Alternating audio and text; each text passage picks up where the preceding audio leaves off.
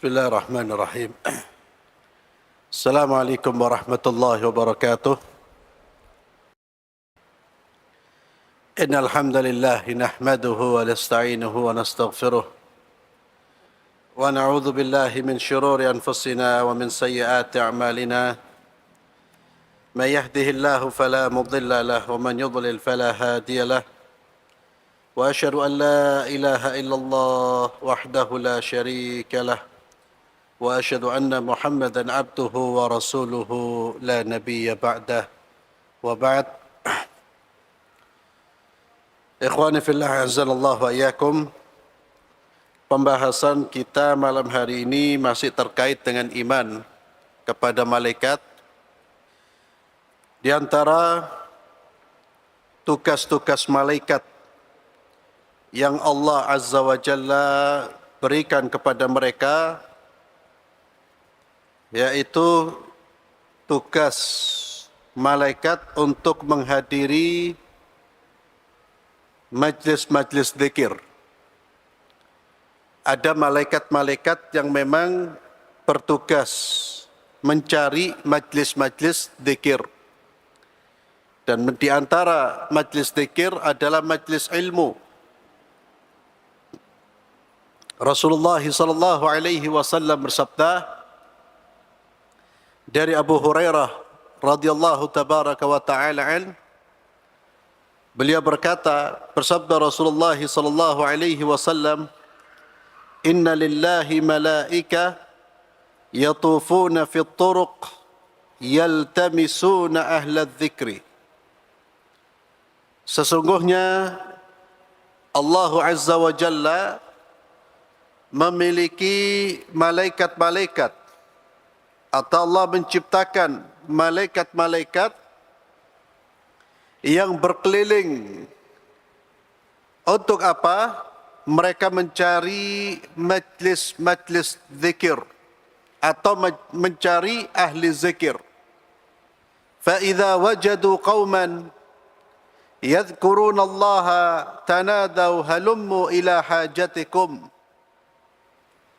Jika mereka menemukan kaum yang sedang berzikir kepada Allah, mereka saling menyeru, ayo kemari, inilah yang kalian cari.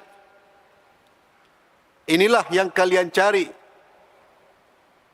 Kemudian Rasulullah sallallahu alaihi wasallam melanjutkan, malaikat-malaikat tersebut mengelilingi orang-orang yang berzikir dengan sayap-sayap mereka yang merentang sampai ke langit dunia. Mereka turun ketika bertemu dengan orang-orang yang berzikir, mereka kepakkan sayapnya, mereka rentangkan sayapnya sampai ke langit dunia.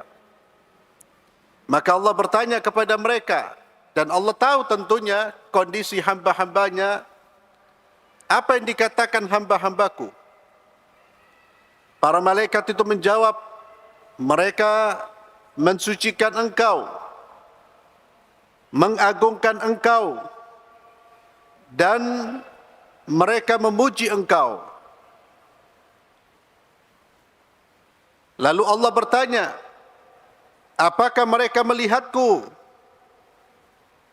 Para malaikat menjawab, demi Allah, mereka tidak melihat engkau. Allah bertanya, bagaimana kiranya jika mereka melihatku? Para malaikat menjawab, seandainya mereka melihat engkau, niscaya mereka lebih hebat lagi dalam beribadah kepada engkau, lebih banyak lagi dalam memuliakan engkau, dan dalam bertasbih mensucikan engkau.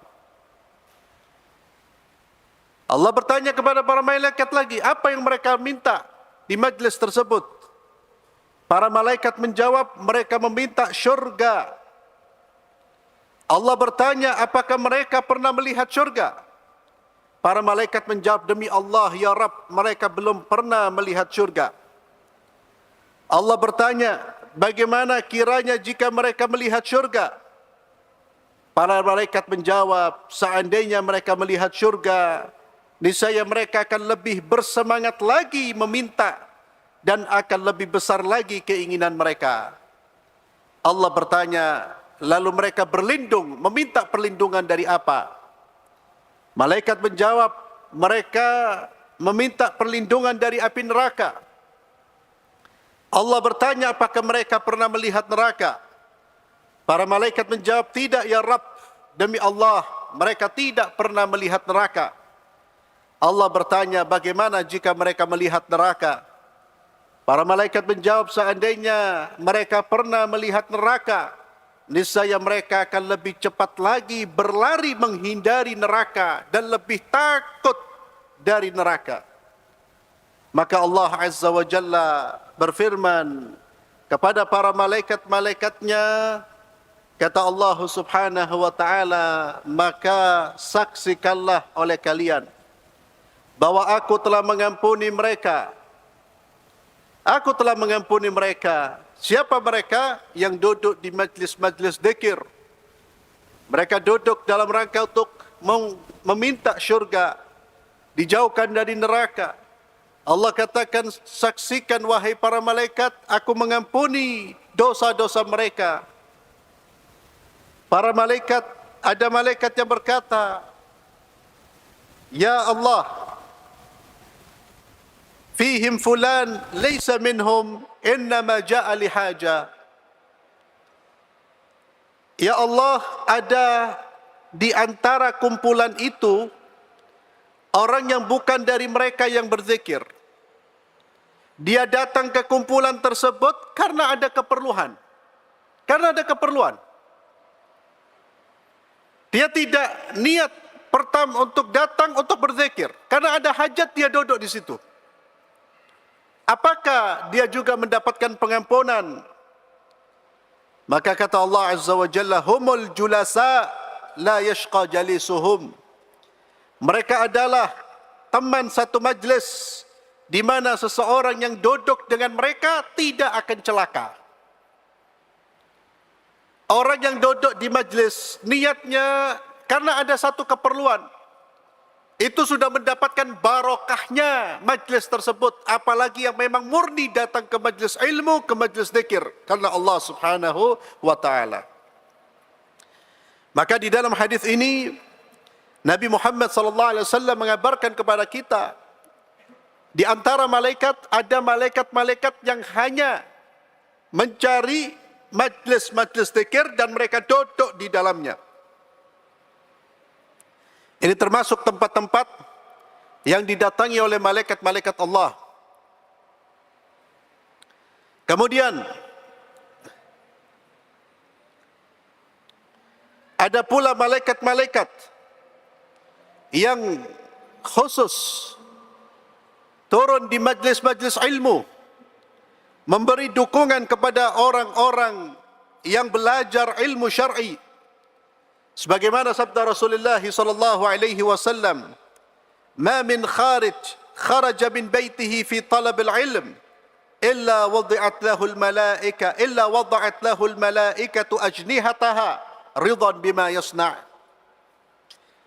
Kata Nabi sallallahu alaihi wasallam, tidaklah seorang pun keluar dari rumahnya dalam rangka mencari ilmu, melainkan para malaikat merentangkan sayapnya kepadanya sebagai bukti ridha ridha terhadap apa yang dilakukan oleh orang yang mencari ilmu tersebut. Malaikat menghormati, memuliakan dan merentangkan sayapnya kepada siapa? Orang yang keluar untuk mencari ilmu. Malaikat juga duduk di majlis-majlis ilmu, termasuk majlis-majlis zikir.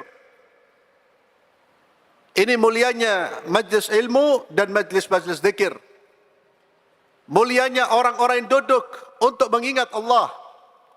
Mulianya orang-orang yang duduk untuk mengharap atau dalam rangka mengharapkan syurga Allah. Dan dalam rangka menjauhi, dalam rangka untuk menghindari diri mereka dari siksa Allah Subhanahu wa Ta'ala. Perhatikan balasan Allah. Allah akan berikan syurga kepada mereka dan Allah akan jauhkan mereka dari api neraka. Allah berikan Karena Allah melihat mereka adalah orang-orang yang serius ingin mendapatkan syurga. Bukti keseriusannya apa? Mereka keluar dari rumah mereka untuk duduk di majlis-majlis ilmu. Bukti seriusnya mereka takut dari api neraka apa? Mereka keluar dari rumah, pergi ke masjid, duduk di majlis-majlis ilmu, majlis-majlis zikir. Maka Allah mengapresiasi usaha mereka, ikhtiar mereka. Maka mereka akan diberi keamanan di saat manusia-manusia ketakutan. Karena belum pasti tempat mereka, afil jannah am finnar, apakah di syurga atau di neraka. Ini seharusnya memberikan motivasi kepada kita ma'asyiral muslimin untuk terus istiqamah menghadiri majlis-majlis di mana kita dapat mengingat Allah, menghadiri majlis-majlis di mana kita diingatkan akan Allah, diingatkan akan ajaran-ajaran Allah, diingatkan akan ajaran-ajaran Rasulullah sallallahu alaihi wasallam. Datangilah majlis-majlis tersebut. Sekalipun terkadang terlihat sepi, terlihat kurang orang, datang Pak. Karena memang kebaikan peminatnya lebih sedikit daripada orang-orang yang tidak meminatinya. Ini majlis-majlis yang mulia, dan insya Allah di sini malaikat-malaikat Allah turun. Karena malaikat-malaikat turun di rumah-rumah Allah, di rumah-rumah ibadah, di masjid, di tempat-tempat orang berzikir, orang mempelajari ilmu Allah Subhanahu wa taala. Dan ini juga mendorong kepada kita agar kita lebih sering datang ke tempat yang memang biasa dikunjungi oleh malaikat. Jangan mendatangi tempat-tempat yang biasa dikunjungi oleh syaitan. Kalau hati kita ingin lebih mendapatkan ketenangan, kebahagiaan, mendapatkan barokah, duduklah di majlis-majlis yang dihadiri oleh malaikat-malaikat Allah. Kita dapat suasana makhluk Allah yang saleh. Kemudian ma'asyiral muslimin, ada pula malaikat-malaikat yang Allah tugaskan untuk meneguhkan hati hamba, untuk meneguhkan hamba Allah dalam beramal, terutama jihad fisabilillah. Sebagaimana Allah firmankan di dalam surat Al-Anfal ayat 12. Allah Azza wa Jalla berfirman, A'udzu billahi minasyaitonir rajim. Idh yuhi rabbuka ilal malaikati anni ma'akum fathabbitul ladzina amanu. Sa'ulki fi qulubil ladzina kafaru ar-ru'ba fadribu fawqal a'naki wadribu minhum kulla banan. Ingatlah tatkala Tuhanmu mewahyukan kepada para malaikat bahwa aku bersama kalian. Allah menyuruh malaikat-malaikat untuk turun memberi dukungan kepada orang-orang berjuang di jalan Allah Subhanahu wa taala. Kemudian di antara amal-amal mereka yang Allah informasikan kepada kita, dan ini mempunyai dampak besar dalam meluruskan perilaku manusia dan memelihara mereka dari maksiat dan keburukan, adalah bahwa mereka ditugaskan oleh Allah untuk mengawasi, mencatat, menghitung perbuatan hamba-hamba Allah. Itu di antara tugas-tugas malaikat. Ada malaikat-malaikat yang mengawasi perilaku manusia, mencatat dan menghitung perilaku manusia. Sebagaimana Allah firmankan di dalam surat Qaf ayat 16 dan 8 sampai 18. Allah Azza wa Jalla berfirman, وَلَقَدْ خَلَقْنَا الْإِنسَانَ وَنَعْلَمُ مَا تُوَسْوِسُ بِهِ نَفْسُهُ وَنَحْنُ أَقْرَبُ إِلَيْهِ مِنْ حَبْلِ الْوَرِيدِ إِذْ يَتَلَقَّى الْمُتَلَقِّيَانِ عَنِ الْيَمِينِ وَعَنِ الشِّمَالِ قَعِيدٌ مَا يَلْفِظُ مِنْ قَوْلٍ إِلَّا لَدَيْهِ رَقِيبٌ عَتِيدٌ. Dan sungguh telah kami ciptakan manusia, dan kami mengetahui apa yang dibisikkan hatinya, dan kami lebih dekat kepadanya daripada urat lehernya, yaitu ketika dua orang malaikat mencatat amal perbuatannya. Yang satu duduk di sebelah kanan dan yang lain duduk di sebelah kiri. Tiada suatu ucapan yang diucapkannya melainkan ada di sekitarnya malaikat pengawas yang selalu hadir. Ini juga memberikan kewaspadaan kepada kita agar kita berhati-hati dalam berbicara, kita berhati-hati dalam berbuat, karena ada malaikat-malaikat yang senantiasa menyertai diri kita. Dan hendaknya keyakinan akan adanya malaikat yang menyertai diri kita sudah seharusnya membuat kita juga malu kepada malaikat-malaikat tersebut dari melakukan pelanggaran-pelanggaran yang dilarang oleh Allah Subhanahu wa taala, dari melakukan perbuatan-perbuatan yang diharamkan oleh Allah Subhanahu wa taala. Allah juga berfirman di dalam surat Infitar ayat 10 sampai 12, wa inna 'alaikum lahafizin kiraman katibin ya'lamuna ma taf'alun. Dan sesungguhnya bagi kalian ada malaikat-malaikat yang mengawasi pekerjaan kalian yang mulia di sisi Allah, yakni malaikat-malaikat yang mulia di sisi Allah, dan mencatat pekerjaan-pekerjaan kalian. Mereka mengetahui apa yang kalian kerjakan. Ikhwani fillah azzalallahu wa iyyakum. Itulah tugas-tugas malaikat yang sebagiannya disebutkan Allah Subhanahu wa taala, tugas-tugas bagian malaikat yang Allah sebutkan di dalam Al-Qur'anul Karim dan di dalam hadis-hadis Rasulullah sallallahu alaihi wasallam. Di sini ada penjelasan Al-Imam Ibnu Qayyim rahimahullahu taala terkait dengan tugas para malaikat, tapi sebagian besar sudah kita baca. Intinya bahwa malaikat-malaikat Allah merupakan makhluk yang ditugaskan oleh Allah untuk mengatur, mengurus alam semesta. Di antara alam semesta yang diatur oleh malaikat, yang diurus oleh malaikat adalah kita. Mulai sampai kita dalam bentuk janin, nutfah, alaqah, itu selalu diurus, diperhatikan. Ada malaikat-malaikat yang mengurus dan mengawasi. Allah menciptakan mereka untuk mengurus kita, untuk mengawasi kita dan menjaga kehidupan kita. Sampai kita ada malaikat-malaikat yang nantinya di alam barzakh akan memberikan pertanyaan-pertanyaan di alam barzakh. Malaikat-malaikat yang memberikan pertanyaan. Nabi SAW menyebutkan bahwa seseorang ketika dikuburkan, ditimbun di kubur atau di tanah, keluarganya meninggalkan dia, maka dia pun akan didudukkan. Tentunya apa yang terjadi pada saat itu tidak mampu dijangkau atau dilihat oleh mata kita, dijangkau oleh panca indera kita. Karena alam barzakh adalah alam akhirat, alam gaib. Ada alamnya sendiri. Peristiwa-peristiwa yang terjadi tidak mungkin mampu diindra oleh panca indera manusia. Namun kita wajib mengimaninya sebagaimana yang Allah perintahkan, sebagaimana disebutkan oleh Allah dan juga disebutkan oleh Nabi kita Muhammad sallallahu alaihi wasallam. Dia didudukkan, kemudian akan ditanya, man rabbuk wa ma dinuk wa man nabiyuk. Pertanyaan, 3 pertanyaan. Siapa Tuhanmu? Apa agamamu? Siapa nabimu?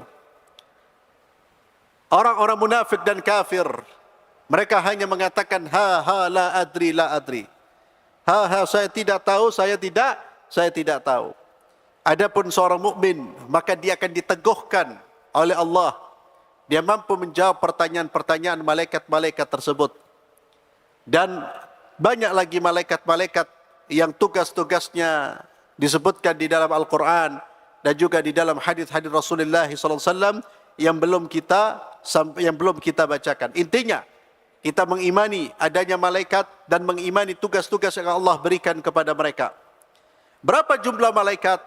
Tidak ada jumlah yang pasti. Namun, malaikat adalah makhluk Allah yang sangat banyak sekali. Tidak bisa dihitung jumlahnya. Tidak terhitung jumlahnya. Banyaknya malaikat ini berdasarkan beberapa dalil. Di antaranya adalah firman Allah Subhanahu wa taala di dalam surat Al-Muddathir ayat 31. Allah Azza wa Jalla berfirman, "Wa ma ja'alna ashaban nari illa malaikatan wa ma ja'alna iddatahum illa fitnatan lil ladzina kafaru ليستيقن الذين أوتوا الكتاب ويزداد الذين آمنوا إيمانا ولا يرتاب الذين أوتوا الكتاب والمؤمنون وليقول الذين في قلوبهم مرض والكافرون ماذا أراد الله بهذا مثلا كذلك يضل الله من يشاء ويهدي من يشاء وما يعلم جنود ربك إلا هو وما هي إلا ذكرى للبشر. Dan tidaklah kami ciptakan para penjaga neraka melainkan malaikat-malaikat, dan tidaklah kami jadikan jumlah mereka melainkan sebagai ujian bagi orang-orang kafir, agar yakin orang-orang ahli kitab dan agar bertambah iman orang-orang yang beriman, dan agar tidak ragu orang-orang yang diberi kitab dan orang-orang yang beriman, dan agar orang-orang yang di dalam hatinya ada penyakit dan orang-orang kafir itu berkata, apa yang diinginkan Allah dengan perumpamaan ini? Demikianlah Allah menyesatkan orang yang Dia kehendaki dan memberi petunjuk kepada orang yang Dia kehendaki. Dan tidak ada yang tahu tentara-tentara Tuhanmu melainkan Allah Subhanahu wa taala. Dan itu tidak lain adalah peringatan bagi manusia. Di dalam hadis yang diriwayatkan oleh Imam Tirmidzi, ini menunjukkan bagaimana banyaknya jumlah malaikat. Dan jumlah mereka tidak terhitung. Di dalam hadis yang diriwayatkan oleh Imam At-Tirmidzi, Ibnu Majah, Al-Bazzar, dari Abu Dzar, marfu'a, Rasulullah sallallahu alaihi wasallam beliau bersabda, langit mengeluarkan suaranya dan layaklah ia, di sini diterjemahkan gemeretak, yakni mengeluarkan suara. Kenapa? Tidak ada lahan sebesar 4 jari pun di langit, melainkan di atasnya ada malaikat yang sedang sujud. Kemudian di dalam hadis Mi'raj, Rasulullah SAW pernah diperlihatkan di langit ada tempat yang disebut dengan Al-Baitul Ma'mur. Ada apa dengan Baitul Makmur? Kata Nabi SAW, farufi'a li al-Baitul Ma'mur. Jibril membawaku ke Baitul Makmur. Fasa'altu Jibril, faqala hadzal Baitul Ma'mur yusalli fihi kulla yawmin 70,000 malakin. Kata malaikat Jibril, di tempat ini, di Baitul Ma'mur ini, setiap hari masuk 70,000 malaikat dan mereka tidak keluar lagi. Setiap hari sampai kiamat, setiap hari masuk 70,000 malaikat, kemudian tidak keluar lagi. Itu jumlah malaikat yang masuk di Baitul Ma'mur, belum malaikat yang sujud di langit. Tidak ada tempat sejarah 4 jari kecuali ada malaikat yang sujud. Belum lagi malaikat pengawal kita. Belum lagi malaikat yang mengawasi proses kelahiran kita. Banyak malaikat-malaikat Allah Subhanahu wa taala, dan ini menunjukkan kebesaran Allah Azza wa Jalla. Malaikat itu makhluk yang besar. Malaikat Jibril pernah dilihat oleh Nabi Muhammad sallallahu alaihi wasallam, sayapnya menutup ufuk. Sayapnya menutup ufuk. Jadi kita ini kalau dibandingkan dengan malaikat gak ada apa-apanya. Manusia ini. Ini tentang jumlah malaikat-malaikat Allah Azza wa Jalla, maka jumlahnya tidak terbatas. Ada pula malaikat-malaikat yang menulis setiap Jumat, berdiri di pintu masjid, mencatat orang-orang yang datang ke masjid. Sebelum khatib naik di atas mimbar, orang-orang yang datang ke masjid dicatat oleh malaikat-malaikat Allah. Setiap Jumat di semua pintu-pintu masjid ada malaikat-malaikat yang mencatat. Dan ketika khatib naik di atas mimbar, maka mereka menutup catatannya dan mereka masuk ke dalam masjid untuk mendengarkan khutbah. Itu di antara malaikat-malaikat Allah yang Allah ciptakan. Jadi mereka-mereka yang datang ke masjid setelah khatib naik di atas mimbar tidak tercatat dalam buku catatan para malaikat-malaikat Allah Subhanahu wa taala. Namun sayangnya yang datang ketika khatib naik di atas mimbar, itu lebih banyak daripada orang yang datang sebelum khatib naik di atas mimbar. Dan ini hampir merata di semua masjid. Wallahu a'lam bissawab. Masjid-masjid yang kita berkhutbah di dalamnya, hampir semuanya yang datang sebelum khatib naik di atas mimbar itu lebih sedikit dibandingkan mereka yang datang setelah khatib naik di atas mimbar. Padahal sholat Jumat itu seminggu satu kali. Seminggu satu kali. Demikian pula orang yang datang di awal dapat fadilah apa? Paling awal dia datang, dia seperti korban unta. Antum mampu berkorban unta? Banyak yang enggak mampu. Allah kasih kesempatan. Datanglah ke masjid lebih awal. Datang di saat yang kedua, waktu yang kedua, berkorban sapi. Harganya masih jutaan, belasan juta, bahkan puluhan juta. Datanglah di saat yang ketiga, seperti berkorban kambing. Datang di saat yang keempat, seperti berkorban ayam. Datang di saat yang kelima, seperti berkorban sebutir telur. Tapi masih mending, seono sedekahnya, korban, tolor. Itu setiap Jumat seperti itu. Ketika khatib naik di atas mimbar ditutup catatan malaikat. Lah kita ini sudah seringkali setahun korban kambing berat. Korban kambing berat. Allah kasih kesempatan, ada fadilahnya kamu bisa berkorban, bahkan bukan korban kambing, korban sapi kamu dapat fadilahnya. Datang saja ke masjid, ternyata nggak bisa. Tapi coba nanti dirubah pengumumannya. Takmir Masjid Al-Irsyad mengumumkan siapa yang datang pukul 10 pagi dia akan mendapatkan amplop Rp250.000. Kira-kira full apa enggak masjid, Pak? Full. 250 full. Surga tidak mau, 250 mau. Ya. Itu pintar apa enggak, Pak? 1 juta, oh lebih lagi, wah, tidak tidur, ya. Subuh sudah antri itu, masjid antri. Tapi Nabi mengatakan, solat 2 rakaat, solat sunnah subuh 2 rakaat, khairun minat dunya wa ma fiha, lebih baik daripada dunia dan seisinya. Ditinggal tidur. Ya. Ini pertanyaannya yang gila siapa? Ya. Sebetulnya gila tanpa sadar itu. 250 dikejar, Pak. Surga dah dikejar. Ya. Ya, ini agak menyimpang sedikit. Jadi itulah malaikat Allah Azza wa Jalla. Kemudian ikhwani fillah, ada malaikat-malaikat yang sering diulang-ulang namanya. Di dalam Al-Qur'anul Karim juga disebutkan di dalam hadis Nabi Muhammad sallallahu alaihi wasallam.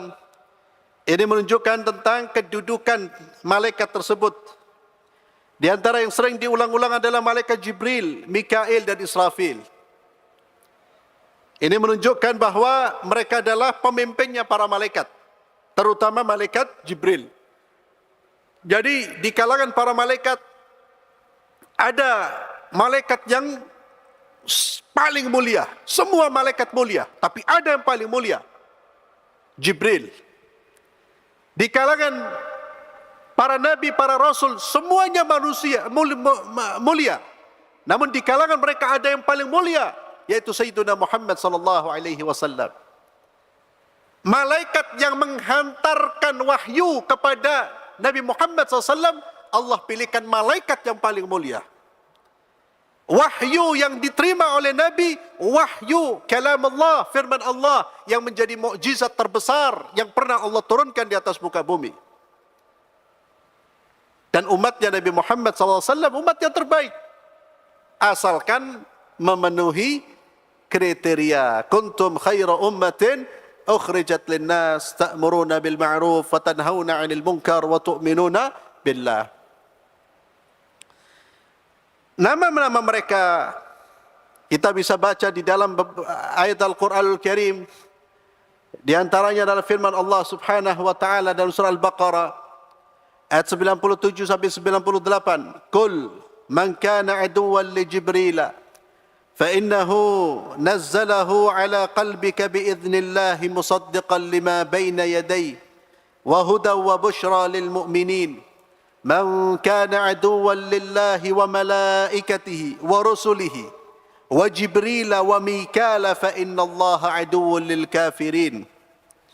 Katakanlah, barang siapa yang memusuhi Jibril, maka sesungguhnya ia telah menurunkan Al-Quran kepada hatimu dengan seizin Allah, yang membenarkan kitab-kitab yang sebelumnya dan menjadi petunjuk serta berita gembira bagi orang-orang beriman. Barang siapa yang memusuhi Allah, memusuhi malaikat-malaikat Allah, memusuhi rasul-rasul Allah.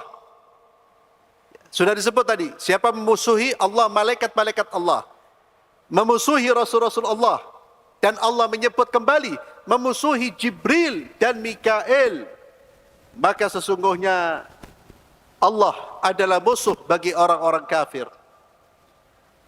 Kenapa malaikat Jibril dimusuhi? Karena malaikat Jibril dianggap malaikat yang salah membawa wahyu. Karena malaikat Jibril membawa wahyu kepada Rasulullah sallallahu alaihi wasallam. Itulah bahaya kekafiran yang sudah mengakar di dalam hati. Mereka akhirnya memusuhi siapa? Memusuhi semua makhluk, bahkan makhluk-makhluk yang mulia. Ujung-ujungnya mereka akan memusuhi Allah Subhanahu wa taala.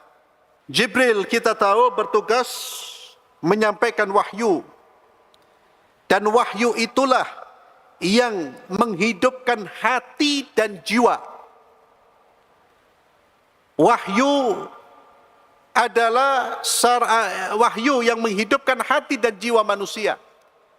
Jiwa manusia tanpa wahyu maka akan kering bahkan mati. Maka malaikat yang membawa wahyu adalah malaikat yang paling mulia, yaitu malaikat Jibril. Kemudian Allah juga menyanjung malaikat Jibril di dalam surat At-Takwir, An-Najm. Kemudian ada pula malaikat Mikail yang ditugaskan oleh Allah mengatur hujan, yang dengannya tanah, tumbuhan dan binatang menjadi hidup. Jadi dengannya, dengan hujan, dengan air, tanah, tumbuhan dan binatang menjadi hidup. Sedangkan Israfil adalah malaikat yang ditugaskan meniup sangkakala, yang dengannya manusia bangkit dari kematian. Israfil dan malaikat yang ditugaskan meniup sangkakala ini hari ini sudah meletakkan sangkakala di mulutnya, tinggal menunggu perintah dari Allah Subhanahu wa taala, tinggal menunggu instruksi dari Allah Subhanahu wa taala. Kemudian di antara malaikat yang Allah sebutkan adalah malaikat penjaga neraka dan malaikat-malaikat yang lain yang nama-nama yang ketika sudah disebutkan maka kita harus imani. Adapun yang nama-namanya tidak disebutkan atau tugas-tugasnya tidak disebutkan, maka kita mengimaninya secara global. Global dalam pengertian artinya kita mengimani seluruh malaikat yang diturunkan dan diciptakan Allah Subhanahu, atau seluruh malaikat yang diciptakan Allah Subhanahu wa taala. Siapa malaikat yang paling ditakuti manusia? Siapa? Malakul maut. Ya. Malaikat pencabut nyawa. Ya. Sebetulnya tidak boleh takut. Kenapa takut pada malaikat pencabut nyawa? Ya. Karena malaikat pencabut nyawa hanya menyampaikan tugas. Kalau Allah sudah menentukan nyawa kita dicabut, kita mau lari, mau bersembunyi tidak akan terhindar. Jadi jangan takut kepada malaikat pencabut nyawa. Yang penting adalah kita menjaga nyawa kita tetap dalam keimanan. Kita menjaga keimanan kita sehingga ketika sewaktu-waktu, di waktu yang tidak terduga, nyawa kita dicabut oleh malaikat-malaikat Allah, kita masih berada dalam kebaikan, masih berada dalam kesenangan kalau dicabut dalam kondisi beriman kepada Allah Subhanahu wa taala, apalagi istiqamah di jalan Allah Subhanahu wa taala. Kemudian ikhwani fillah azanallahu wa iyyakum,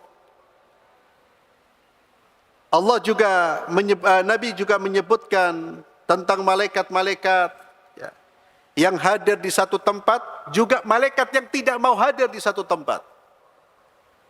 Tadi kita baca malaikat-malaikat rahmat, malaikat-malaikat kebaikan mereka datang. Malaikat rahmat datang di tempat-tempat yang mulia, di majlis ilmu, majlis zikir, majlis Quran. Mereka datang bahkan mencari. Namun ada tempat-tempat yang mana malaikat tidak mau masuk. Namun yang tidak masuk ini bukan semua malaikat. Kalau malaikat pencabut nyawa di tempat manapun ente didatangi. Ya. Mau dalam kondisi maksiat malaikat tidak peduli. Tapi ada malaikat-malaikat, di antara malaikat rahmat, mereka tidak masuk di tempat-tempat kotor. Termasuk rumah-rumah yang ada patung, ada anjing. Mereka tidak masuk ke situ. Maka hendaknya seorang muslim menjaga rumahnya agar jangan sampai tidak dikunjungi oleh malaikat-malaikat rahmat. Kalau malaikat rahmat tidak masuk rumah kita, syaitan yang masuk. Dan itulah yang diinginkan syaitan. Malaikat tidak masuk ke dalam rumah kita. Maka hindari rumah-rumah kita dari patung-patung, dari anjing, kecuali kata para ulama, dikecualikan anjing-anjing yang diperbolehkan untuk dipelihara. Seperti anjing penjaga sawah, penjaga kebun. Karena Islam mengizinkan, diizinkan. Di luar itu tidak diizinkan. Atau anjing untuk berburu, yang diizinkan di dalam syariat. Yang tidak diizinkan dalam syariat, jangan dipelihara. Jangan dipelihara. Maka ketika kita memahami malaikat-malaikat rahmat masuk di rumah, di tempat-tempat mereka duduk, di tempat-tempat zikir, jadikan rumah kita majlis-majlis zikir. Jadikan rumah-rumah kita majlis-majlis zikir. Bacalah Al-Quran di dalam rumah kita. Demikian pula rumah-rumah yang dihidupkan dengan zikir, penghuninya masuk ke dalam rumah dengan membaca zikir, makan mengucapkan zikir, minum mengucapkan zikir, setelah makan mengucapkan zikir, setelah minum mengucapkan zikir. Itu juga adalah rumah yang didekati dan disenangi oleh malaikat-malaikat Allah Subhanahu wa taala. Mereka cinta dengan suara zikir. Namun ketika zikir diabaikan di dalam rumah kita, justru diganti dengan suara-suara musik, rumah seperti diskotik, pagi dangdutan, siang Indiaan, malam lagu Arab, terus seperti itu. Lalu pengen rumahnya bahagia, tenang, mayumkin. Maka jangan menyebabkan malaikat lari dari rumah kita, ikhwani fillah. Jadi kata sebagai tempat-tempat zikir, tempat-tempat kita baca Al-Quran. Itulah juga hikmahnya kenapa kita dianjurkan untuk ibadah di rumah, ibadah-ibadah sunnah, termasuk solat-solat sunnah. Ya. Itu salah satu cara kita mengundang rahmat dan mengusir syaitan-syaitan yang memang benci dengan zikir, benci dengan Quran, benci dengan kalimat-kalimat Allah yang diperdengarkan. Wallahu a'lam bissawab. Kita akhiri dengan doa kafaratul majlis. Subhanakallahumma bihamdik, asyhadu an la ilaha illa anta astaghfiruka wa atubu ilaik. Assalamualaikum warahmatullahi wabarakatuh.